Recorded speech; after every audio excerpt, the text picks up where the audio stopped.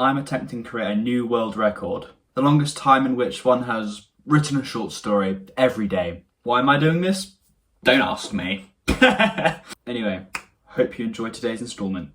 26. Hope. As I waded my way through the soft water with my oar, the hull of my small wooden boat broke through it doubly so. It parted, and small diaphanous ripples of water were sent dancing down the stream, demure, ordered, moving with the grace of a dove. Fog clung to the horizon, needy, obscuring the skyline in every direction. A similar fog hung up above, a dainty white-grey spread of clouds. The ocean waters hadn't changed for a long time. However cliché it may sound, that was true for as far back as I could remember, although somewhere deep in my gut, I felt that that might not have been the case at one point. Perhaps, in the past that lies far beyond my reach, there was a time the fog hadn't sank its gluttonous jaws into the skyline. Perhaps there was a time I could have seen the sun piercing the veil of clouds high up above. But that didn't matter to me so much anymore. All I wanted was to make landfall. Land, yes, that's what I needed. A little bit of rest for the muscles in my arms, for my eyes, focused and strained on that murky skyline, and for my brain, worn and torn from all the years of nothingness.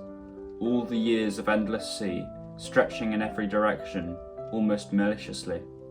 It's all that had been on my mind for what felt like an eternity. As if I was half asleep, and the same exact thought was repeating again and again and again, over and over and over. So when the jut of a mountain peeked its beautiful rocky face out through the membrane of fog, I almost felt confused by it.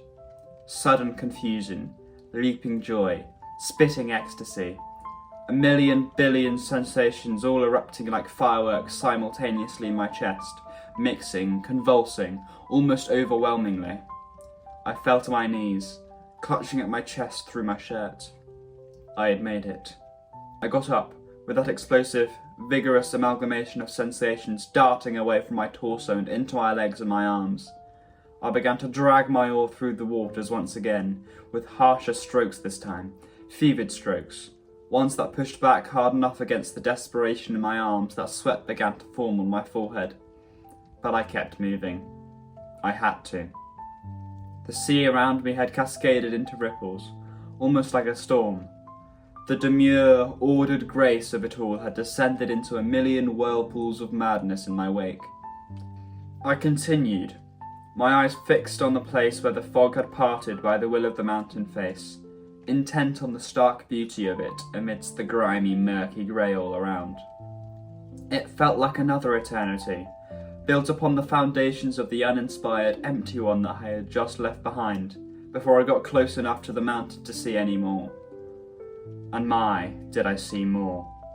There, at the foot of the mountain, was a shoreline, a glorious, golden shoreline, unjustly deformed by the omnipresent fog, yet still beautiful all the same. The mountain, too, was spangled by ores of many kinds, blue crystals, red jewels, so incredibly large. My face finally permitted a smile to open up on my cheeks. I slammed my oar into the water, pushing it back, sending a chaotic spray of water cascading backwards into the night, 3 times as hard as before. I was almost there. I just needed to reach it. It was so close now. Hope. Freedom from the murky waters all around. Freedom from the fear of the needy, clingy fog in all directions. I was 5 oar strokes away. 4, 3. My expression intensified, the muscles on my face growing stiff in anticipation. That golden shoreline, that towering mountain, the spread of land behind it, just 2 steps away. It was over. I had found what I was looking for. All the years of arduous rowing would finally come to an end.